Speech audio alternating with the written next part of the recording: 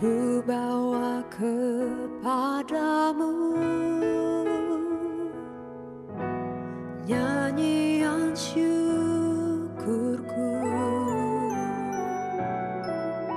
sebagai dupa yang harum menyenangkanmu. Ku rindu datang kepadamu dan bersujud di hadapanmu. Engkaulah Yesus, sahabatku, kau selalu beri kelegaan padaku.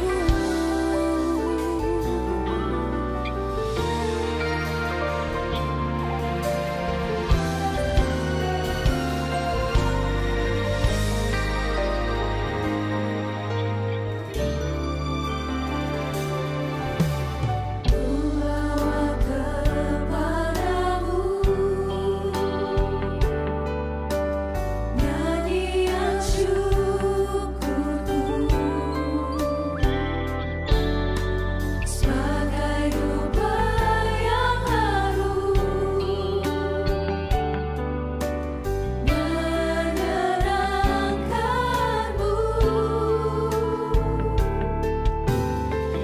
Bawa kepadamu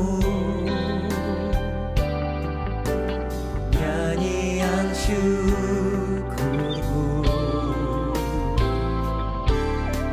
sebagai dupa yang harum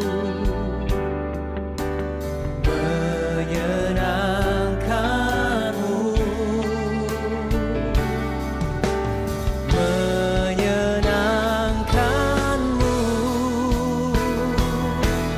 Ku rindu datang kepadamu dan bersujud di hadapanmu. Engkaulah Yesus, sahabatku, kau selalu beri kelegaan. Ku rindu datang kepadamu dan bersujud di hadapanmu. Engkaulah Yesus, sahabatku, kau selalu beri kelegaan padaku.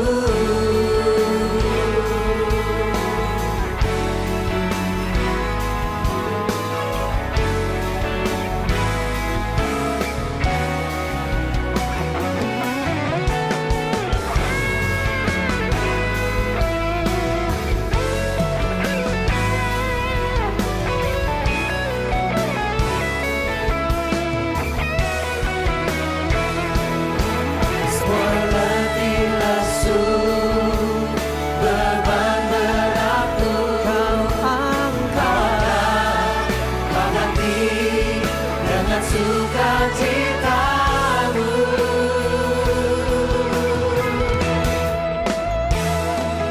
Ku rindu datang kepadamu dan bersujud di hadapanmu. Engkaulah Yesus, sahabatku,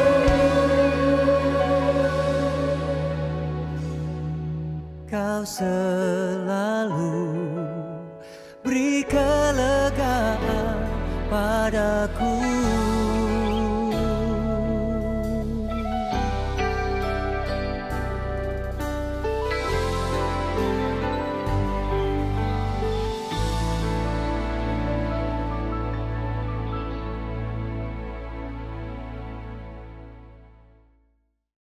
Selamat hari Minggu Jemaat Tuhan. Shalom.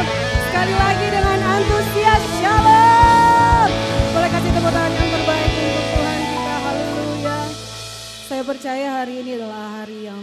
Tuhan buat saya dan saudara.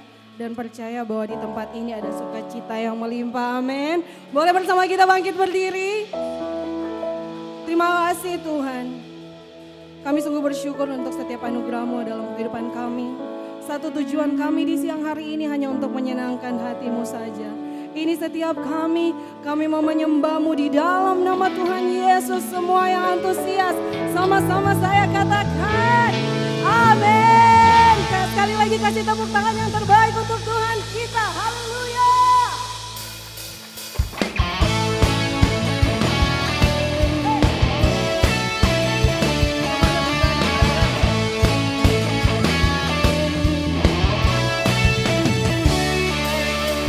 Satu nama yang besar adalah nama-Mu Tuhan.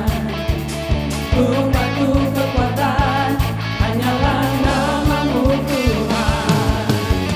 Tak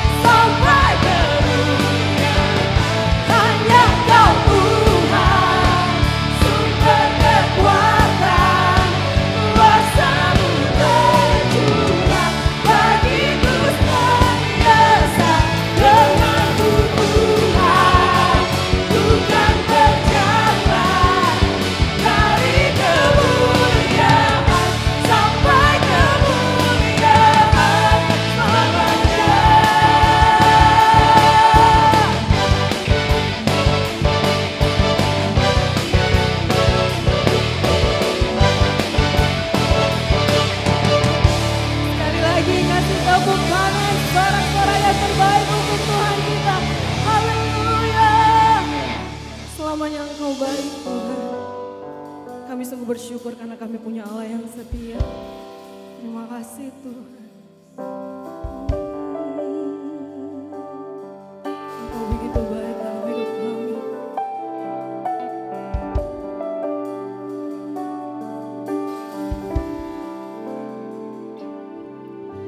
Engkau hadir di setiap langkahku.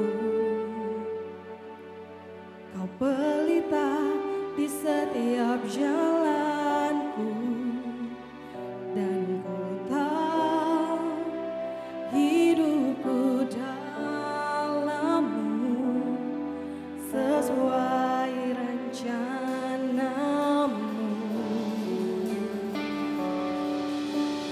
Dalam gelap tak akan ku ragu,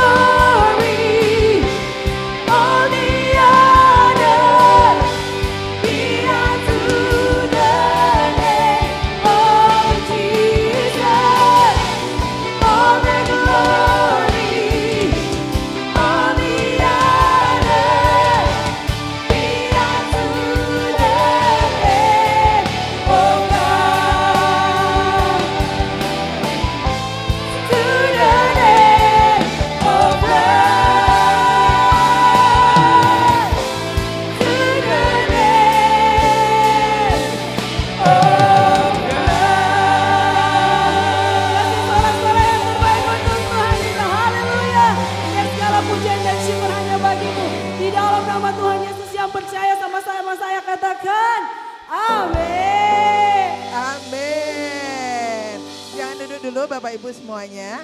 Kita ada waktu 1 menit dari sekarang. Kita akan ketemu dengan orang-orang yang belum kita kenal. Kita bisa kenalan. Kalau udah kenal bisa tanya. Ini kan udah mau Natal ya. Kue Natal apa yang menjadi favorit kita? Ketemu orang yang belum kita kenal. Kita kenalan dulu. 1 menit dari sekarang.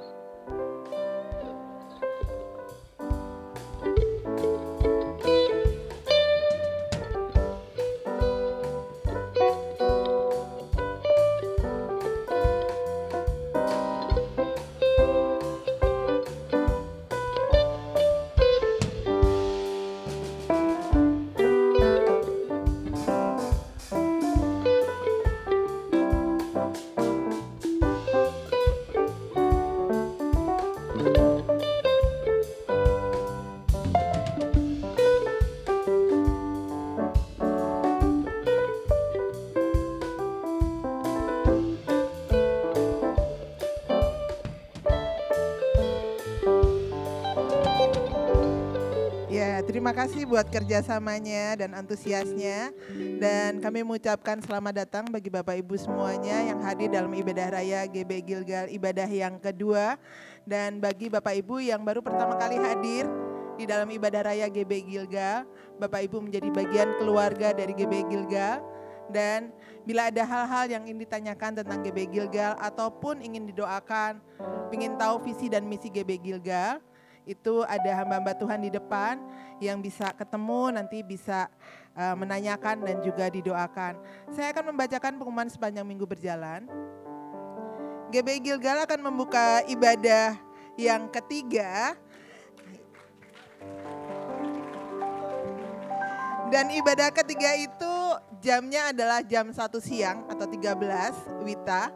Jadi Bapak Ibu yang tidak bisa bangun pagi, nggak bisa jam 9, nggak bisa juga jam 11 ibadah kedua, bisa hadir di ibadah yang ketiga yaitu ibadah yang jam 1 siang. Dan ibadah ketiga ini akan dibuka pertama kali nanti tanggal 7 Desember dan akan dilayani oleh Pastor Awan Sanjoto dari GBI Gilgal Jakarta.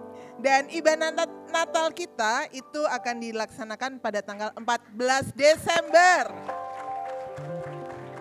Antusias ya, Natal kita tanggal 14 Desember dan nanti ada WL tamu yaitu Regina Aidel. Jangan lupa kita bisa undang seluruh teman-teman kita, keluarga kita, tetangga-tetangga kita untuk bisa hadir bersama-sama. Ibadah Natal kita itu ada di ibadah pertama, ibadah kedua, dan ibadah ketiga. Jadi tiga-tiga ibadah itu ada perayaan Natal kita. Dan pengumuman yang ketiga, mengingatkan bagi Bapak Ibu semuanya untuk tidak mengaktifkan hotspot dari handphone. Jadi misalnya kita kan punya 2 atau 3 handphone, yang cuman yang satu yang ada pakai data. Jadi kita share hotspot kita ke handphone kita. Jadi itu akan mengganggu mic baik itu para singer maupun pembicara yang ada. Jadi mohon kerjasamanya untuk tidak mengaktifkan hotspot dari handphone kita masing-masing. Dan yang berikutnya adalah semua pengumuman tentang GB Gilgal itu nantinya bisa diakses di IG GBI Gilgal. Siapa yang udah follow IG GBI Gilgal? Yang belum follow, yuk kita di follow IG GBI Gilgal. Kita bisa tahu tentang informasi-informasi atau perkembangan dari apa sih yang akan dilakukan GBI Gilgal ke depan ini seperti apa. Itu bisa dilihat di IG GBI Gilgal. Dan Bapak Ibu kita lihat ada pohon Natal yang cantik. Setuju ya, pohon Natalnya cantik ya. Biasanya kalau ngelihat pohon Natal yang cantik kayak gini kan pengennya dipegang-pegang gitu ya. Nah, ini boleh dilihat, boleh foto di situ tapi nggak boleh dipegang. Kenapa nggak boleh dipegang? Karena ini banyak sekali kabel-kabel listrik yang ada dan ini kita belum rapi benar dan takutnya nanti ada kabel yang kelupas atau seperti apa. Nanti kalau dipegang kita bisa kesetrum dan kita nggak mau hal itu terjadi. Jadi boleh foto tapi tidak boleh dipegang. Dan hari ini kita akan dilayani oleh seorang hamba Tuhan yang luar biasa. Saya mengundang kita semua bangkit berdiri. Kita sambut kebenaran firman Tuhan yang akan dibawakan oleh PDP Danang Terima kasih Sabto Bu Jeki. Nugroho. Ya, kita berdoa, terima kasih Tuhan. Kami bersyukur siang hari ini kami bisa berkumpul bersama dan kami sudah naikkan pujian syukur kami. Kami percaya biar Tuhan terus disenangkan melalui pujian penyembahan kami. Dan saatnya kami mau mendengarkan firman Tuhan, bicaralah bagi setiap kami dan urapi hamba-Mu bahkan kami semua. Di dalam nama Yesus semua yang percaya sama-sama katakan, amin. Silakan duduk Bapak Saudara, sekali lagi tepuk tangan buat Tuhan kita yang dahsyat. Tadi kalau sudah mulai muncul ada dekorasi-dekorasi seperti ini, udah mulai nuansa Natalnya mulai kerasa gitu ya. Tadi ditanya bagaimana, apakah sudah ada cookies di rumah, so baking cookies belum, so toplesnya so full atau belum ya. Ya banyak yang masih belum mempersiapkan sepertinya ya. Enggak apa-apa ya, tapi percayalah bahwa Natal kali ini percaya kita akan menjadi Natal yang berbeda, amin. Ada orang-orang sekitar kita yang kita sayangi berkumpul bersama kita. Pagi ini saya akan menyampaikan kebenaran firman Tuhan dengan judul faithlessness ya, atau sebuah ketidaksetiaan. Katakan sama-sama kanan kirinya, ketidaksetiaan. Loh, kok lihat saya? Lihat sebelahnya. Ketidaksetiaan gitu, coba toel sebelahnya. Karena kenapa? Ya, banyak sekarang lagi beritanya, bahkan data-data yang saya akan munculkan adalah ini bentuk bagaimana ketidaksetiaan terjadi ya. Kita mau lihat datanya dulu. Sepanjang tahun 2023, Dinas Pencatatan Sipil Manado mencatat ada 423 akte perceraian ya. Terus angka ini lebih tinggi dari data tahun 2024 yang tercatat ada 472 kasus putusan perceraian di pengadilan negeri. Dan juga ada 328 kasus di pengadilan agama. Ya. Dan data tahunannya adalah 2023 3 kasus akte perceraian, 2024 472 dan 2025 ada penurunan memang 298. Tapi kita rindu seperti kemarin goalnya Pastor Juan buat kita semua di seminar bahwa kita rindu Manado menjadi berkat bagi banyak orang. Jangan sampai ini kantong Kristen, banyak orang Kristen tapi perceraiannya paling tinggi. Atau perceraiannya tinggi. Tapi kita udah bersyukur bahwa 2025 menurun. Tapi kita nggak boleh stop sampai situ. Ya kita perlu menjadi berkat bagi banyak orang. Ini bukti artinya bahwa ada ketidaksetiaan di dalamnya. Benar nggak Bapak Saudara? Perceraian terjadi karena apa? Alasannya adalah karena ketidaksetiaan. Karena merasa udah nggak setia dengan pasangan yang satu dengan yang lain.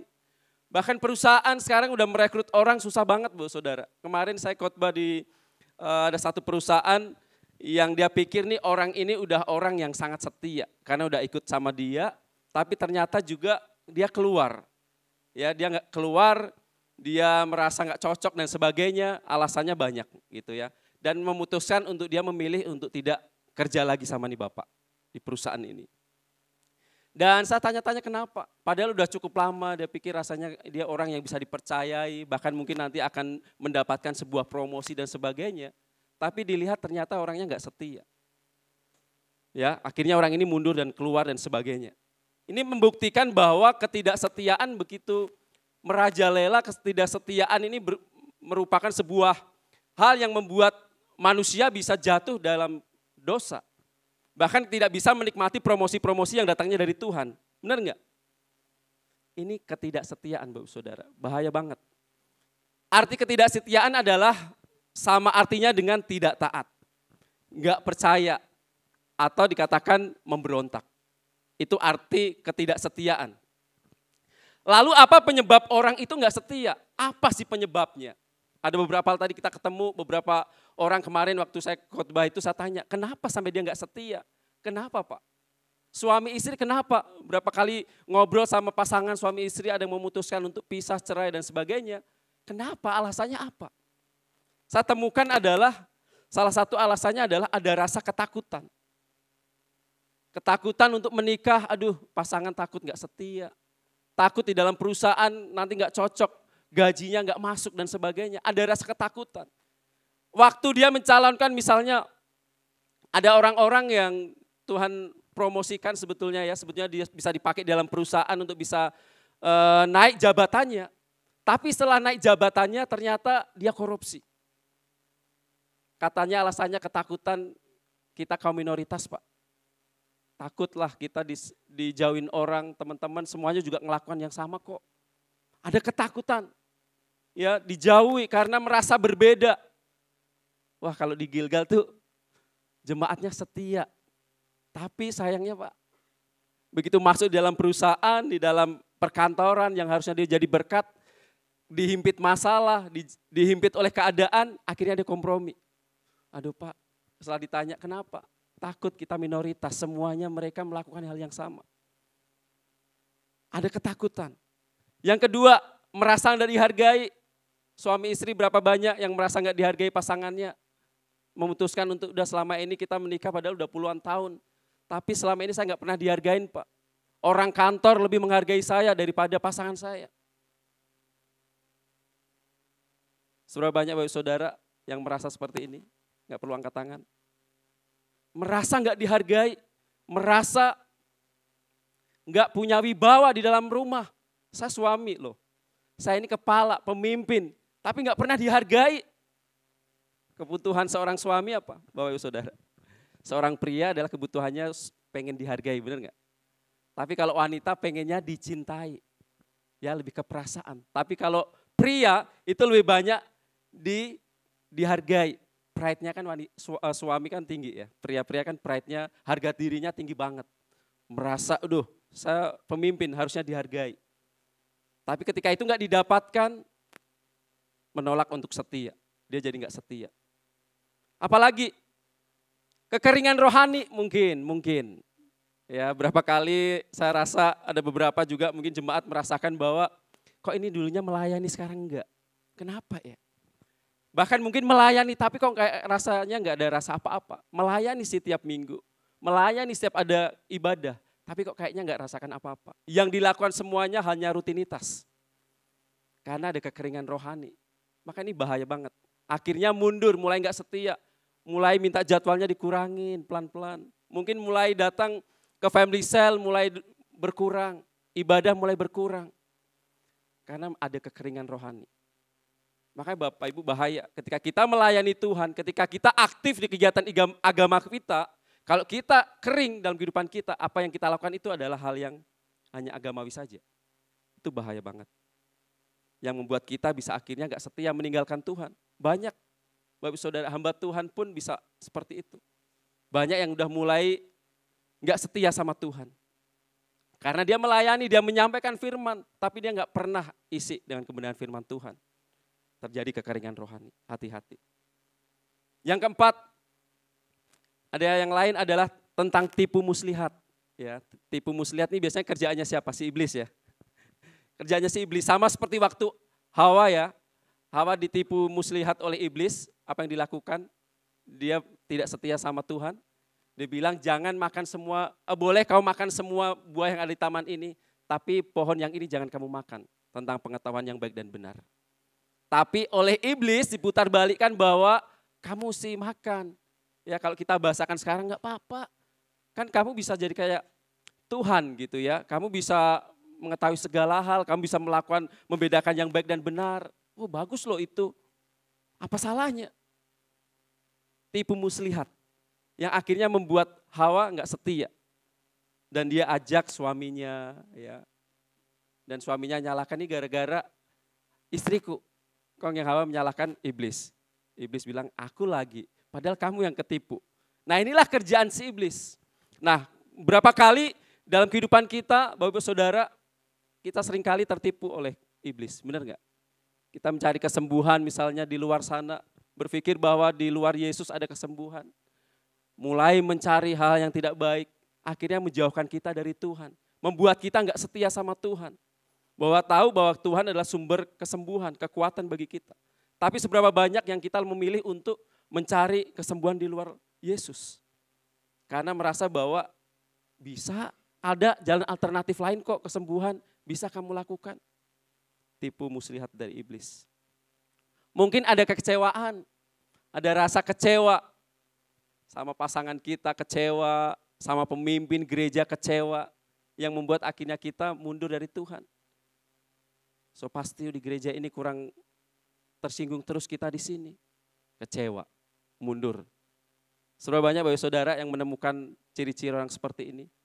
Yang kecewa, kekecewaan yang terlalu dalam. Makanya berapa kali kita ngobrol sama teman-teman, kalau kamu udah mulai rasa ada bibit kecewa, ketemu sama orangnya. Kamu selesaikan ketemu, jangan sampai itu membuat kamu, kekecewaan itu semakin dalam, membuat kamu bisa jauh dari Tuhan. Padahal nggak ada salahnya sebetulnya, sesama kita bisa aja bersinggungan ya kan. Tapi karena biasanya kekecewaan yang membuat kita itu akhirnya lama-lama malah akhirnya jauh dari Tuhan. Kitanya yang nyesal sendiri. Ya, itu nggak mau terjadi dalam kehidupan kita. Kita mau tetap terus setia, amin. Kita mau belajar bagaimana seorang raja pertama Israel adalah Saul yang dulunya Tuhan angkat, ya, tapi akhirnya karena ketidaksetiaannya sama Tuhan, Tuhan gantikan. Ya, dia tidak bisa mengalami hal-hal yang luar biasa dari Tuhan. Padahal dia ditetapkan menjadi raja.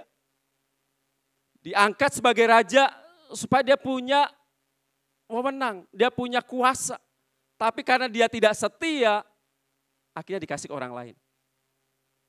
Kita baca dulu ya ayatnya di dalam 1 Samuel 13 ayat 1 sampai 22, tapi saya nggak akan baca semuanya, nanti Bapak Ibu bisa baca di rumah. Tapi saya mau baca dari ayat 8 sampai 14. Saya ceritakan begini, ceritanya adalah Saul ini lagi perang sama bangsa Filistin. Ya, tapi biasanya dulu kalau mau perang itu harus mempersembahkan korban kepada Tuhan. Supaya Tuhan berperang dan melawan setiap musuh dan diberikan kemenangan, singkat cerita seperti itu. Dan yang melakukan korban itu adalah seorang imam atau seorang nabi. Ya, di situ disampaikan Samuel. Tapi apa yang dilakukan? Karena dia udah janji sama Samuel mau datang 7 hari, tapi karena nggak sabar, dia mengambil inisiatif. Biasanya bagus ya, inisiatif ya. Tapi kali ini yang dikatakan apa? Nggak boleh memberikan persembahan korban kalau bukan seorang nabi atau imam. Tapi dia memberanikan diri dan dia memberikan korban kepada Tuhan. Lalu ayat 8 dikatakan begini, ia menunggu 7 hari lamanya sampai waktu yang ditentukan Samuel. Tetapi ketika Samuel tidak datang ke Gilgal, mulailah rakyat itu bersorak-sorak meninggalkan dia. Mulai rasa ketakutan. Sebab itu Saul berkata, bawalah kepadaku korban bakaran dan korban keselamatan itu. Lalu ia mempersembahkan korban bakaran. Baru saja ia habis mempersembahkan korban bakaran, maka tampaklah Samuel datang. Lalu Saul pergi menyongsongnya untuk memberi salam kepadanya. Tetapi kata Samuel, apa yang telah kau perbuat? Jawab Samuel, karena aku melihat rakyat ini bersorak-sorai, mendesak untuk aku melakukan korban katanya. Dia mau meninggalkan aku dan engkau tidak datang pada waktu yang telah ditentukan. Padahal orang Filistin telah berkumpul di Mikmas. Maka pikirku, dikatakan sekali lagi, maka pikirku, dipikirnya baik. Tapi ternyata yang baik belum tentu benar. Kata Samuel, maka pikirku, sebentar lagi orang Filistin akan menyerang aku di Gilgal. Padahal aku belum memohonkan belas kasihan Tuhan. Sebab itu aku memberanikan diri lalu mempersembahkan korban bakaran. Kata Samuel kepada Saul, perbuatanmu itu bodoh. Seorang raja. Tapi dikatakan perbuatanmu itu bodoh.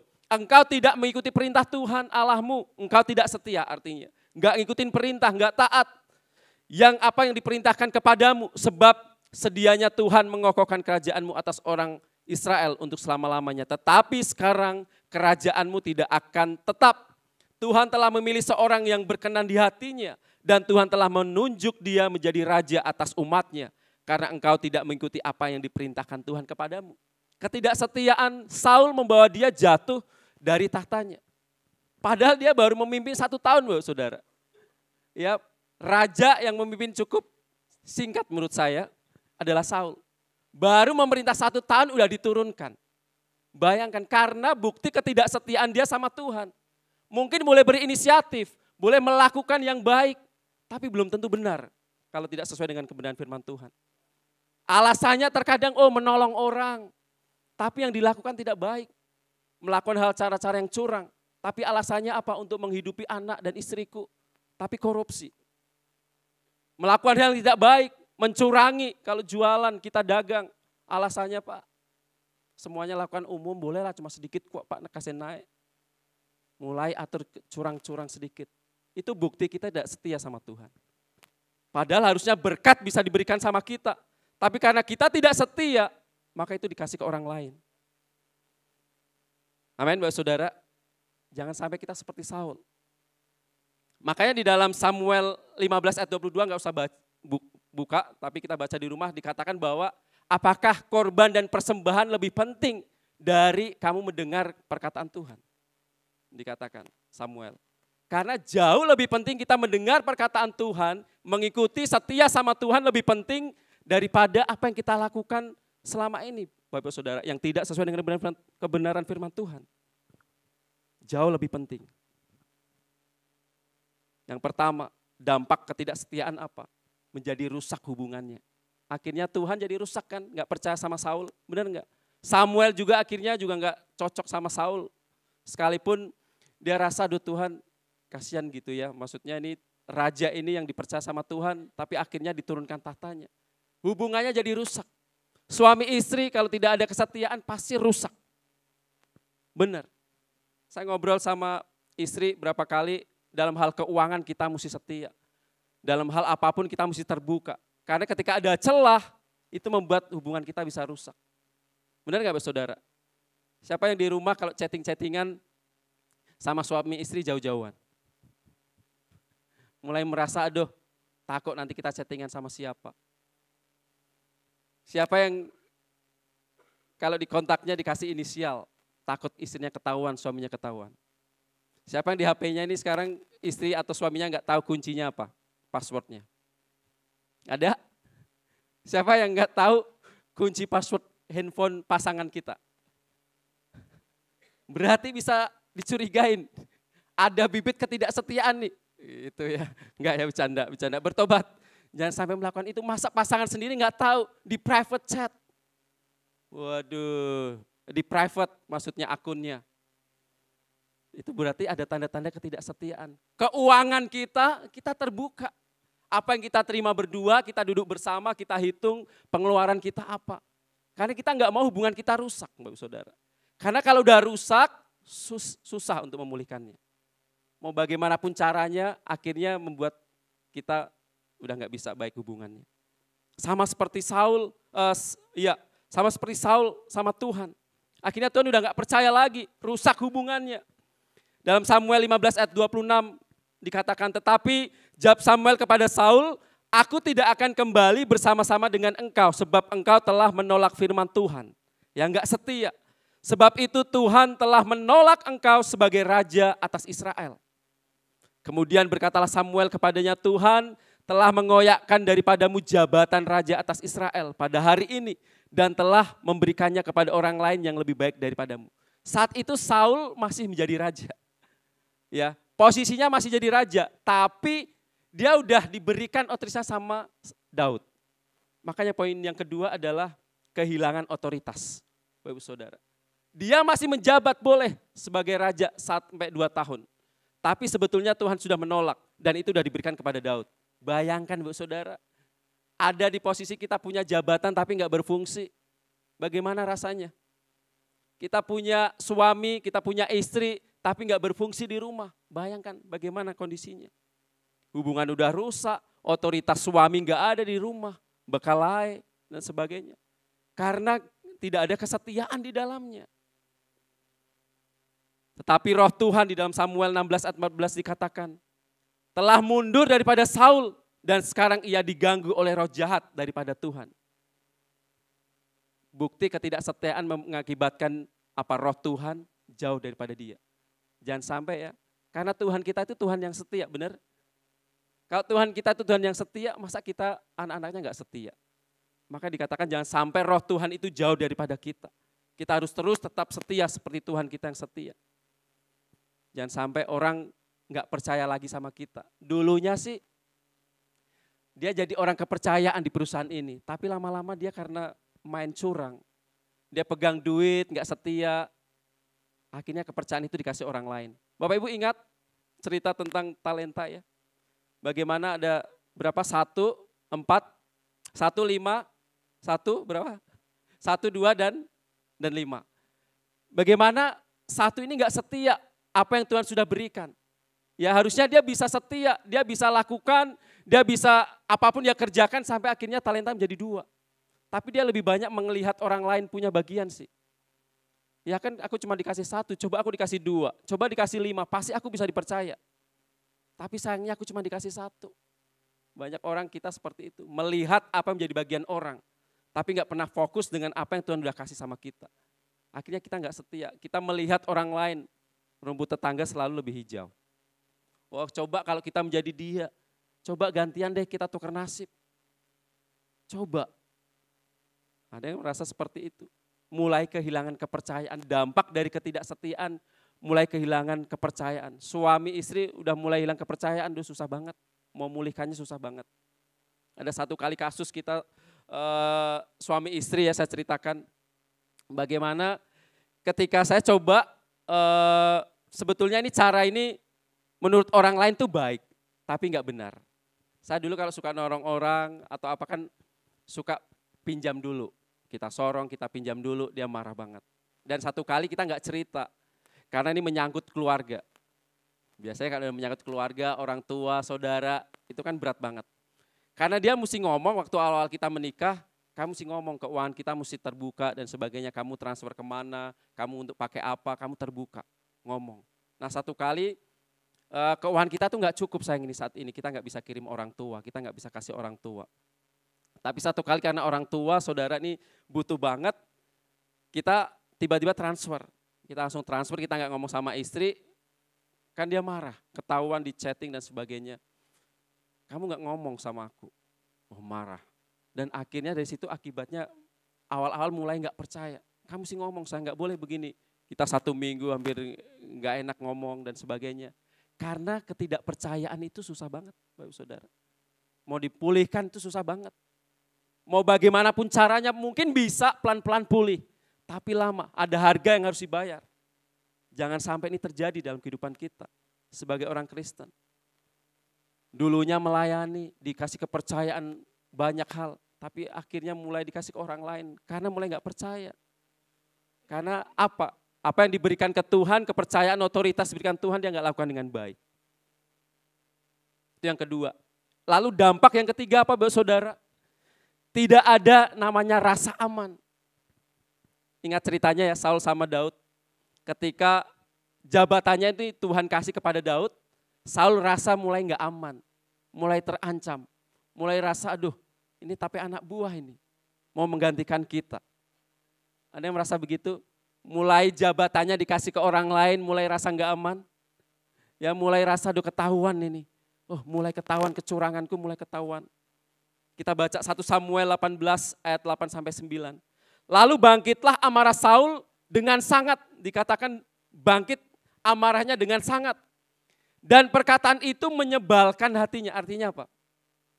Kesal banget, emosi itu. Karena merasa gak aman. Sebab pikirnya kepada Daud diperhitungkan mereka berlaksa-laksa, tetapi kepadaku diperhitungkan beribu-ribu. Akhirnya jabatan raja itu pun jatuh kepada Daud. Sejak hari itu maka Saul selalu mendengki sama Daud. Jadi sejak saat itu dia dengki sama Daud. Dia mulai ada rasa nggak aman, terancam kondisinya dan sebagainya. Kalau kita baca selanjutnya kehidupannya Saul sungguh sangat tidak diberkati. Karena ketidakpercayaan. Karena kurangnya rasa ketidaksetiaan itu Bapak Saudara. Jangan sampai ini terjadi. Mulai rasa nggak aman. Kadang kita suami istri ya merasa bahwa kalau tinggal keluar kota, ada yang berangkat, misalnya rasa nggak aman, ada yang merasa begitu. Duh jangan-jangan suamiku ngapa-ngapain di sana. Aduh di hotel sama siapa, telepon terus. Karena merasa nggak aman loh saudara. Kita kalau pergi berangkat pelayanan pun sendiri pun, kalau kayak minggu ini kita berangkat dengan teman-teman dan istri masih tinggal dulu, dia merasa aman. Kita nggak perlu aduh cemas, istri nggak perlu cemas nanti bagaimana ketika di Jakarta, kenapa? Gimana nanti kalau misalnya di perusahaan lagi meeting dengan siapa, selalu minta laporan, karena rasa nggak aman, pernah terluka. Benar? Pernah rasa terluka, pernah dikhianati. Muncul rasa nggak aman. Amin Bapak Saudara. Saya tutup dengan ini, kehidupan kita itu seperti pertandingan. Dikatakan di dalam Timotius bahwa kehidupan kita itu seperti pertandingan. Kita semuanya harus ikut berlomba. Ya, kita semuanya diwajibkan dalam perlombaan itu, tetapi hanya ada satu pemenangnya. Dan kita itu akan mendapatkan hadiah. Ya, pertandingan belum selesai Bapak Saudara. Apa yang sedang Bapak Ibu pertandingkan dalam kehidupan kita selama ini? Kita lagi bertanding untuk mendapatkan sebuah mahkota. Ya, tapi pertandingan itu belum selesai. Tetapi bagi dia yang percaya, taat dan setia pada firman-Nya, dialah menjadi pemenangnya. Ini kriterianya. Kriterianya adalah kita mesti percaya, taat dan setia. Baru kita bisa mendapatkan namanya hadiahnya. Kalau taat sama firman-Nya, kebenaran Tuhan. Wahyu 2 ayat 10b dikatakan, hendaklah engkau setia sampai mati. Sampai kapan buat saudara setia? Sampai mati. Kalau kita belum mati, Tuhan belum panggil, harus setia. Apapun yang sedang kita hadapi, kita mesti setia sama Tuhan. Dan aku akan mengaruniakan kepadamu mahkota kehidupan. Ya, sebuah mahkota penghargaan yang Tuhan berikan kepada kita, bagi kita orang-orang yang setia.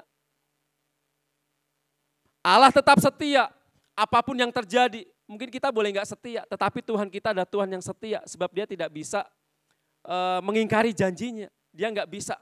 Dia menjadi Allah yang tetap setia apapun yang terjadi. Ketidaksetiaan kita tidak akan mengubah kesetiaan Tuhan kepada kita. Kita seringkali nggak setia. Kita seringkali meninggalkan Tuhan, melukai Tuhan. Kita sering membuat Tuhan terluka. Tapi tetap aja Tuhan setia sama kita. Tuhan kasih berkat-Nya. Tuhan kasih pertolongannya. Tuhan masih berikan terus kita nafas kehidupan. Benar Bapak Saudara? Coba kita nafas sama-sama. Tarik 1, 2. Masih ada yang nafas? Itu berarti bukti Tuhan setia sama kita. Tapi kenapa kita seringkali nggak setia? Ini pesan Bapak Saudara untuk menyongsong Natal ke depan. Yang akan kita hadapi ini Desember ini. Banyak yang akan membuat kita akhirnya nggak setia, hati-hati. Kita kompromi dengan hal kecil. Ya boleh kita bikin perayaan, menyambut Natal, tapi hati-hati. Jangan sampai membuat hati Tuhan terluka. Dengan cara apa? Menyambut dengan yang salah. Ya, minum-minuman dan sebagainya. Itu membuat salah satunya Tuhan marah. Minuman keras maksudnya. Ya, Tuhan mau kita harus tetap setia. 2 Timotius 2:13, jika kita tidak setia, dia tetap setia. Amin. Karena dia tidak dapat menyangkal dirinya. Karena Tuhan kita Tuhan yang setia. Amin. Berikan kemuliaan buat Tuhan kita. Jadi ketidaksetiaan akan membuat kita jauh daripada Tuhan. Tapi Tuhan mau, yuk kita sama-sama bertobat. Jangan sampai kita menjadi orang-orang ketika didapatinya dikatakan seperti dalam Amsal tadi. Mungkin banyak orang yang mengaku dirinya baik. Tetapi orang yang setia, siapa yang bisa menemukannya? Enggak ada. Kesetiaan tuh mahal banget. Karena diuji oleh waktu, mungkin dia saat ini setia, belum tentu tahun depan. Belum tentu tahun berikutnya. Karena kesetiaan itu mahal. Makanya Tuhan mau kita menjadi tetap orang yang setia. Supaya ada promosi-promosi. Berkat gak usah dicari, datang sendiri. Kalau kita menjadi orang-orang yang setia. Amin. Yang pertama yang kita perlu terus belajar, dampak dari ketidaksetiaan membuat kita itu bisa jauh. Hubungan kita rusak sama Tuhan. Kalau kita sadar akan ini, kita akan tetap menjadi orang setia. Kalau bayangkan kalau kehidupan kita tanpa Tuhan, kita seperti kehidupan ini hampa semua. Rusak hubungan dengan Tuhan, sesama kita rusak, gak ada rasa aman. Apa yang Tuhan sudah percayakan dikasih ke orang lain. Apakah Bapak Saudara mau seperti ini? Enggak ya, kita menjadi orang-orang yang tetap bisa setia sama Tuhan. Saya undang semuanya bangkit berdiri, kita menyanyikan pujian ini. Ku tetap setia, ku tetap cinta. Ku tetap cinta, walau badai datang menerpa. Ku tetap cinta, katakan ku mau tetap setia. Ku tetap setia. Dari hati kita katakan, ku mau tetap setia sama Tuhan. Ku tetap setia, Walau tofan datang menerpa, ku tetap setia. Terlalu banyak, amin, yes, yang Tuhan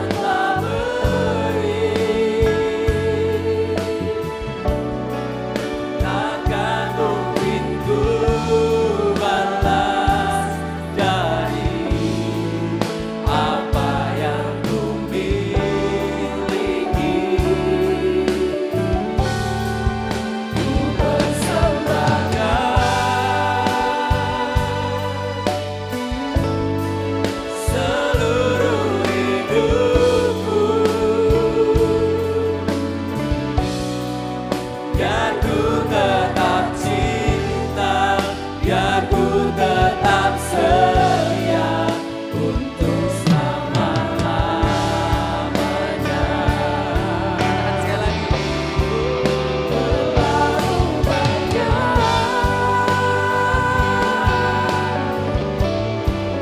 yang Tuhan telah beri. Takkan mungkin bisa kami balas Tuhan. Tak mungkin ku balas dari apa yang ku miliki. Ku mempersembahkan semuanya bagi Ku persembahkan seluruh hidupku, biar ku tetap cinta, biar ku tetap setia untuk selama-lamanya. Mungkin seringkali kita membuat kecewa Tuhan. Seringkali perbuatan kita membuat kita nggak setia sama Tuhan. Mungkin banyaknya masalah, mungkin banyaknya kehidupan kita yang banyak melukai hati Tuhan. Mungkin banyak problem yang nggak terselesaikan. Sakit yang membuat kita nggak kunjung sembuh, membuat kita jauh dari Tuhan. Tapi biar pagi ini mengingatkan kita untuk kita tetap setia sama Tuhan. Apapun yang sedang kita hadapi, pencobaan, maut, apapun tidak akan membuat kita jauh dari Tuhan. Sebab kasih Tuhan terlalu besar bagi kita semua, Bapak Saudara. Mari kita tetap terus mau persembahkan kehidupan kita sama Tuhan. Kita mau tetap setia sama Tuhan. Kita mau terus berjanji sampai akhir kehidupan kami. Sampai akhir kehidupan kita, sampai mati, maut.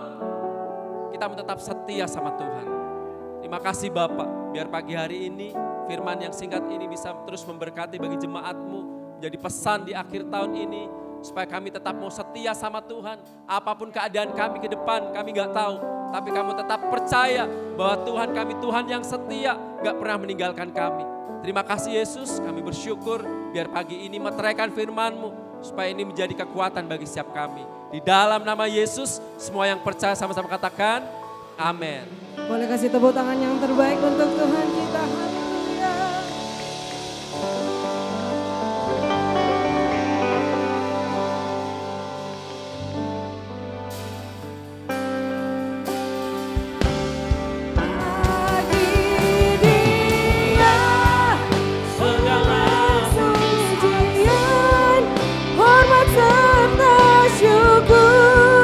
Kekal selamanya bagi Dia, segala pujian, hormat serta syukur selama-lamanya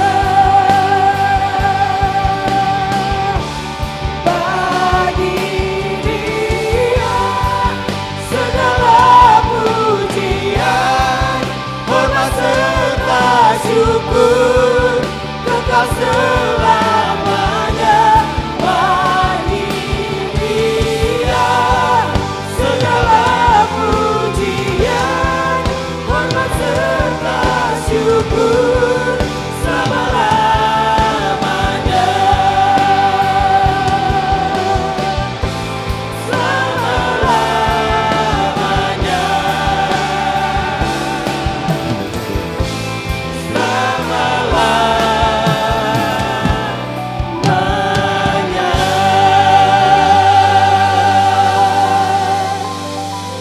Segala pujian, hormat, dan kemuliaan hanya bagi nama-Mu Tuhan.